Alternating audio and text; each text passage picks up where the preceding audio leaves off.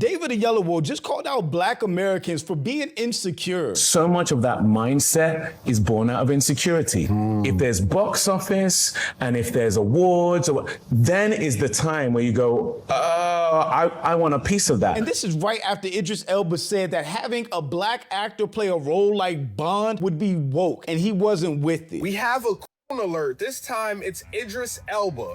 Idris Elba says James Bond does not need to be woke. Yes, another misuse of the term woke. Idris specifically said, and I quote, "Bond is so unrealistic, so a hint of reality is good, but let's not try and make it woke." It must be something in the water over there because these Black British actors are really on one right now. And maybe one of the reasons for that was druski's skit about Black British actors hit a nerve. I need more American slave, okay? I struggle. See, this role was sort of a bit cheeky. I got a little bit out of my comfort zone, you know. But I'm Jew, welcome to the channel. Please like and share the video. Don't forget to sub. Now, let's get into it. I'm a product of a Yoruba man and an Igbo woman coming together, and they didn't bring me up with all of that trauma and dysfunction and hatred. They brought me up in love.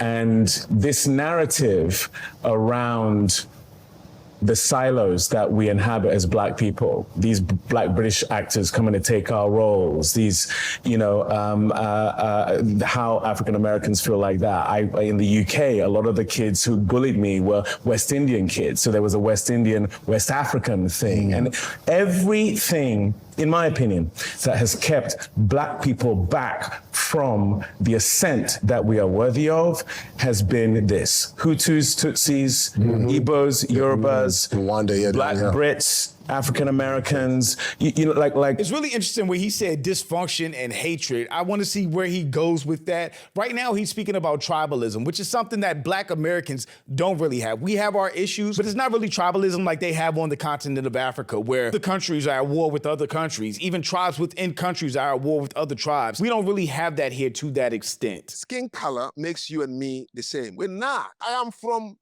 a small tribe called the Ajah tribe in Benin. Benin is only 6.5 million people with over 40 tribes. When I say tribe, I mean the language is like French and Chinese. I don't have anything in common with the 49 other people in my country. Nothing in common. They speak a different language, they have a different God, a different religion, different food, different forms of wear and culture, traditions and customs. Now you're asking for a global brotherhood of all Black people. But I definitely agree with him that if Black people as a whole, the whole diaspora, could ever get on the same page, could ever get unified and wanting the same goals and helping and supporting each other and stop comparing, contrasting, stop hating on each other. And Black American people, can y'all please stop talking about what the white man is doing to hold y'all down? Immigrants come here and have it harder than you as an American, and they still make it happen. Yeah, girl, that's how they are. The Americans are so lazy and entitled. We will be in a much better place, more unified, stronger. I really don't see that happening, honestly, because there's just far too much anti-Blackness, anti-Black Americanness, if that is a word or words to put together. Where you from? What's your background? You American? Dirty Black American? Wait, what? Huh? To ever really come together like we need to, but never know what the future holds. Ultimately, for me, we all want the same thing. Period. We all want to be front and center of our own lives, afforded the opportunity to scale and not fail. Ooh, right. And if we link arms like Jewish people do, like Chinese people do. Hell yeah. Like if we do that rather than fixating on the fact that, yeah, we have a smaller piece of the pie, we do. And as a result, when a Black Brit gets that role, what we're talking about is not acting. We're not talking about the art of acting. We're talking about scarcity. We're talking about the fact that there's not much pie. So when someone gets it, it's like, you're now taking a piece that makes me feel like I can't access that piece. Yeah. Because you don't have that with white British actors in the Hollywood constellation because the pie is vast. So do you think I understand what he's saying, but I definitely think he's missing something in that statement. First off, I don't think black British actors receive a lot of hate, but there has been conversation lately about black American history being told by, for instance, British actors. Like he played MLK, he was in Tuskegee Airmen, and if he goes on to make anti-black statements about black Americans, then black Americans will feel away. Because why are you playing our heroes if you don't like us and you have some weird deep-seated hatred toward us? I'm not saying that's what this interview was given, but that's what black Americans feel. Just like, what's her name? Cynthia Erivo that played Harriet Tubman. She played a black hero who was very important to black people in this country, but had very anti-black sentiments and tweets that came out. Here's a screenshot of one of her tweets.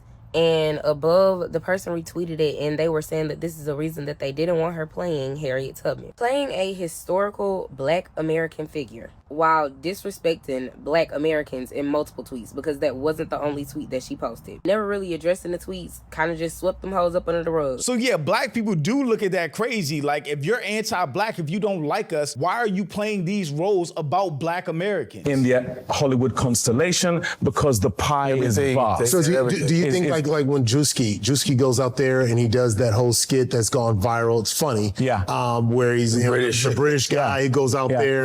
And does that kind of add fuel to the fire? Because I mean, it's a thing. You're starting to hear more and more of it. Yeah. And it's why we started 154. Like, it's to bring all of us. It's one continent, 54 countries, but really it's bigger. It's one diaspora that's centered around who we are as people. But yet there's these micro fractures of, oh, but they're from the UK, or they're from, you know, they're immigrants from Africa. I can only speak for myself. I don't think anybody cares where black people are from around the world. I think it becomes a problem for a lot of people when there are anti-black sentiments or people judging black Americans, where we are in this country, our status, looking down on us because of American slavery. The point is, life in other countries is harder than it is in America. Immigrants come here and have it harder than you as an American, and they still make it happen. They buy more land than you, and they don't even go here. They're not from here. And you still talk about what got taken from you during slavery?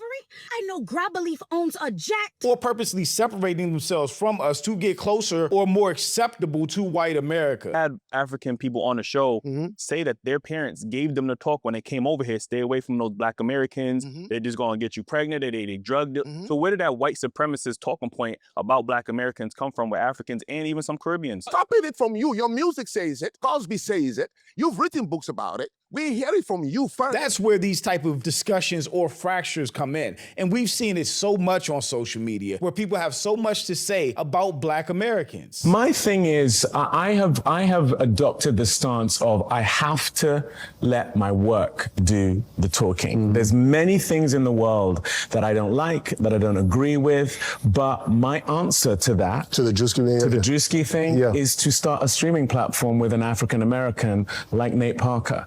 And for us to build something from a global perspective that is for African Americans, is for South Americans, it's for black people in the diaspora, it's for people on the continent, it's for all of us. Yes, look like that. As we call it a tent, we call it an umbrella, we call it a table that we're inviting everyone to. I think it's funny, that skit. Do I think it's helpful? I don't think it's helpful. That skit must have really bothered them. I don't even know if that was one of his super popular skits. I mean, it was funny, but I guess it's where understanding in the diaspora has to happen, right? I'm not a black Brit, so I just thought it was funny and I moved on with my day, whereas they could have been deeply affected and hurt by it, especially if there was some truth to it. You promise you go with me now? Bro, stop talking like that. You ain't going to no big city. Mass ain't gonna let you. I'm going with or without you. Rudy, stop talking like that. Stop. Hey, what are you niggers doing over there? Get out of here. Hey, what are you doing? And cut! Fantastic. I need more American slave, okay? Like struggle. Yeah, the struggle. Sort of like the dialogue, like the back and forth banner. Absolutely, yes. See, this role was sort of a bit cheeky. I got a little bit out of my comfort zone, you know. During the filming of this role and this character, I felt oppressed, like an American slave, like a lot of struggle. I studied the art. But my answer to it is to continue to collaborate. Is to continue to demonstrate that actually, and it sounds corny, but we are way, way, way better and way, way, way more powerful together than we are apart. And I truly think so much of that mindset is born out of insecurity. You never see them coming after a Brit playing that kind of role when it's a failure. It's only when it's a success. If there's box office and if there's awards, then is the time where you go, I want a piece of that. He was so close.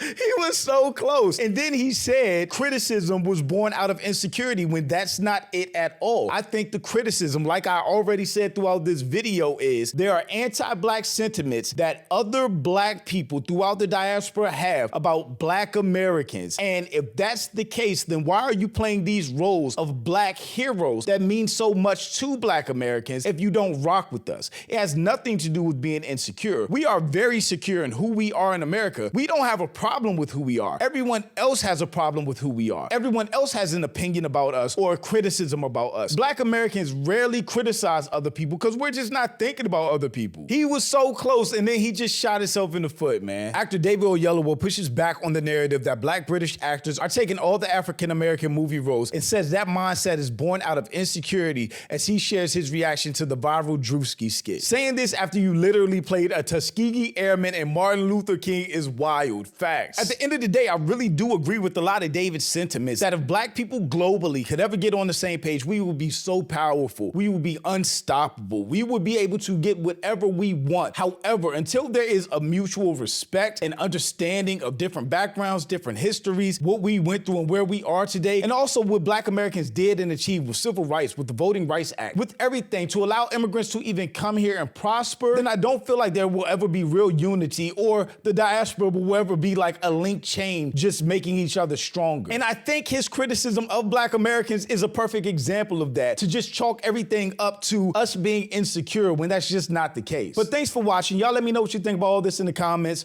Also, make sure you check out the next video and don't forget to follow me on Instagram for behind the scenes and life stuff. And I'll catch you next time. Peace.